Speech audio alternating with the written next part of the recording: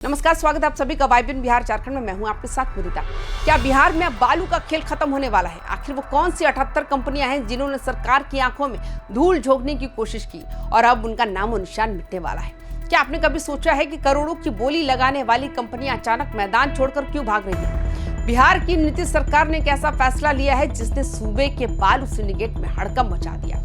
उप मुख्यमंत्री और खनन मंत्री विजय कुमार सिन्हा ने साफ कर दिया कि अब ऊंची बोली और फिर सरेंडर का खेल नहीं चलेगा। आखिर क्यों इन कंपनियों को अब जिंदगी भर बिहार में कोई टेंडर नहीं मिलेगा? क्या ये कंपनियां जानबूझकर राजस्व को चूना लगा रही थी? आज की स्पेशल रिपोर्ट में हम खोलेंगे बालू के उन 78 घाटों का कच्चा चिट्ठा जिन्हें लेकर सरकार ने आर पार की जंग छेड़ दी। वीडियो को अंत तक जरूर देखिएगा क्योंकि आज पर्दे के पीछे उन खिलाड़ियों के नाम सामने आएंगे जिन्होंने बिहार के खजाने को हल्के में ले लिया। बिहार में बालू खनन को लेकर सरकार अब जीरो टॉलरेंस की नीति पर चल रही है। ताजा खबर यह है कि राज्य की 78 बालू कंपनियों का भविष्य में कभी भी कोई टेंडर नहीं मिलेगा। मंत्री विजय कुमार सिन्हा ने इसकी पुष्टि करते हुए कहा कि ये वो कंपनियां हैं जिन्होंने टेंडर के वक्त तो आसमान छूती बोलियां लगाई, लेकिन जब पैसे जमा करने और काम शुरू करने की बारी आई तो हाथ खड़े कर दिया। इन कंपनियों के बीच रास्ते में ही अपने घाटों को सरेंडर कर दिया। सरकार का मानना है कि ये कोई इत्तेफाक नहीं बल्कि एक सोची समझी साजिश है ताकि कोई और उन घाटों पर काम न कर सके या फिर सरकार को मजबूरन कम दाम पर टेंडर निकालना पड़े। लेकिन अब सरकार ने इन 78 घाटों के बंदोबस्तधारियों को हमेशा के लिए ब्लैक लिस्ट करने का फैसला कर लिया। अब आप सोच रहे होंगे कि ये कंपनियां ऐसा करती क्यों है? दरअसल इसे बीडिंग सिंडिकेट कहा जाता है। टेंडर के दौरान ये कंपनियां इतनी ऊंची बोली लगा देती है कि कोई और खड़ा ना हो पाए। घाट मिलने के बाद कुछ समय तक अवैध तरीके से बालू निकालते हैं और फिर घाटा दिखाकर ये तकनीकी कारण बताकर सरेंडर कर देते हैं। विजय कुमार सिन्हा ने साफ कहा है कि ऐसे करीब 78 घाट चिन्हित किए गए हैं। इन कंपनियों ने राज्य के राजस्व के साथ खिलवाड़ किया। अब न सिर्फ उनकी सिक्योरिटी मनी जब्त होगी बल्कि उनके मालिकों और कंपनियों के नाम सरकारी ब्लैक लिस्ट में डाल दिए जाएंगे। यानी बिहार की धरती पर ये कंपनियां अब दोबारा कभी बालू का कारोबार ही नहीं कर पाएगी। आखिर ये कंपनियां इतनी ऊंची बोली लगाती ही क्यों है जब उन्हें पता है कि वो पैसे नहीं भर पाएंगी? इसका जवाब है सिस्टम को जाम करना। जब एक कंपनी 100 करोड़ की घाट की बोली 500 करोड़ लगा देती है तो बाकी ईमानदार ठेकेदार दौड़ से बाहर हो जाते हैं। इसके बाद ये कंपनियां कुछ महीनों तक अवैध खनन करती है और जब सरकार किस्त मांगती है तो ये घाटा दिखाकर भाग खड़ी होती है। इससे न केवल राजस्व का नुकसान होता है बल्कि बाजार में बालू की कृत्रिम कमी पैदा हो जाती है जिससे कीमतें आसमान छूने लगती है। नीतीश सरकार इस बार राजस्व को लेकर बहुत ज्यादा गंभीर है। खनन विभाग ने रिकॉर्ड बनाया कि साल फरवरी तक ही 2700 करोड़ से ज्यादा की कमाई हो चुकी है। ऐसे में जो कंपनियां सिस्टम को जाम करना चाहती हैं उन्हें बख्शा नहीं जाएगा।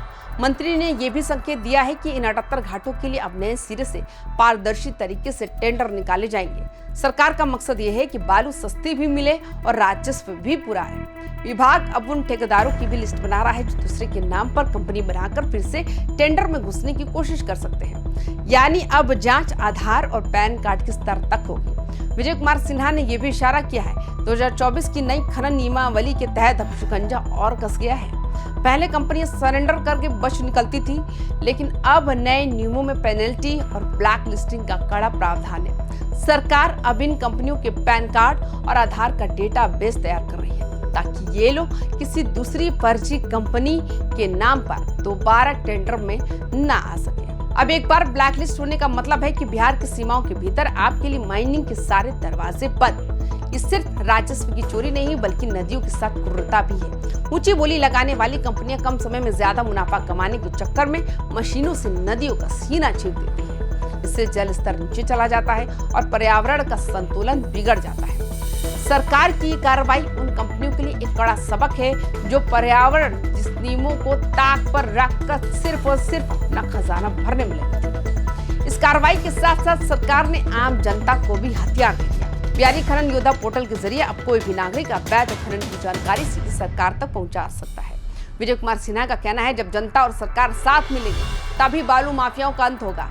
ये 78 कंपनियां तो सिर्फ शुरुआत है। विभाग अब उन अधिकारियों पर भी नजर रख रहा है जो इन कंपनियों को सरेंडर करने में मदद करते थे। एक आम आदमी के लिए इस खबर का सबसे बड़ा मतलब है मकान बनाने की लागत। जब ये 78 घाट बंद पड़े रहते हैं तो सप्लाई कम हो जाती है और बालू माफिया मनमाने दाम वसूलते हैं। अब जब इन घाटों का दोबारा टेंडर होगा और नए ठेकेदार आएंगे तो बाजार में बालू की उपलब्धता बढ़ेगी। जानकारों का मानना है अगर ये घाट सही तरीके से संचालित हुए तो आने वाले कुछ महीनों में बालू के दामों में 15 से 20% तक की गिरावट आ सकती है। यानी नीतीश सरकार का ये फैसला सीधे आपकी जेब को राहत देने वाला है। हैरानी की बात यह है कि क्या इन कंपनियों को सरेंडर करने की छूट बिना किसी आशीर्वाद की मिल गई? सूत्रों की माने तो विभाग अब उन अधिकारियों की भी कुंडली खंगाल रहा है जिन्होंने इन कंपनियों के सरेंडर को आसानी से स्वीकार कर लिया और समय रहते उन पर कार्रवाई नहीं की। मंत्री विजय कुमार सिन्हा का कहना है कि भ्रष्टाचार के इस खेल में अगर विभाग का कोई कर्मचारी भी शामिल पाया गया तो उसकी नौकरी भी जाएगी और उसे जेल की हवा भी खानी पड़ेगी। तो दोस्तों सवाल ये है, क्या इन 78 कंपनियों के बाहर होने से बिहार में बालू के दाम कम होंगे? क्या नए ठेकेदार ईमानदारी से काम कर पाएंगे? एक बात तो तय है कि विजय कुमार सिन्हा के इस कड़े फैसले ने उन लोगों को डरा दिया जो सरकारी टेंडर को मजाक समझते थे। आपको क्या लगता है, क्या सरकार का ये फैसला सही है या फिर इन कंपनियों के पास कोई अपनी दलील होगी? अपनी राय कमेंट बॉक्स में जरूर लिखें। बिहार की राजनीति और प्रशासन जुड़ी हर खबर के लिए YBN बिहार झारखंड को अभी सब्सक्राइब करें। नमस्कार।